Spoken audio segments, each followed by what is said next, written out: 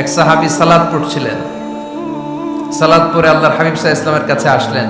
আল্লাহ রাসূল বললেন, সাল্লি ফা ইন্নাকা লাম তুসাল্লি, রিপিট ইউর সালাহ because you didn't offer your সালাহ ইন এ কারেক্ট ওয়ে। আবার নামাজ পড়া হয় নাই। সাহাবী যে আবার পড়লেন, আবার আসলেন, আল্লাহর হাবিব বললেন আবার পড়ো, হয় নাই। সাহাবী পড়ে আসলেন, আল্লাহর হাবিব বললেন সাল্লি ফা ইন্নাকা লাম তুসাল্লি, আবার নামাজ পড়া হয় নাই। এবার সাহাবী এসে কেঁদে দিলেন, এসে বললেন, ইয়া রাসূলুল্লাহ, এর চেয়ে ভালো তো আমি পড়তে পারি না। আল্লাহর হাবিব জড়িয়ে ধরলেন আর বললেন, আসো শিখিয়ে দেই কেমন করে সালাত পড়বে। সালাতে কোনো তাড়াহুড়ো করবে না। রুকুতে যখন যাবে তোমার পিঠটা হবে স্ট্রেইট ফরওয়ার্ড, স্ট্রেইট ফরওয়ার্ড। রুকু থেকে সোজা হয়ে দাঁড়াবে, দুই সেজদার মাঝখানে সোজা হয়ে বসবে। সেজদায় যখন যাবে রিল্যাক্স করবে। সালাতে কি করতে হয়?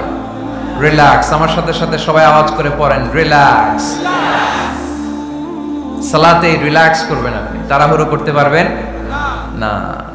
আল্লাহর হাবিব সাল্লাল্লাহু আলাইহি ওয়াসাল্লাম শিখালেন কিভাবে সালাত পড়তে হয়। তার মানে এই নবীরে বাদ দিলে সালাত বোঝা যায়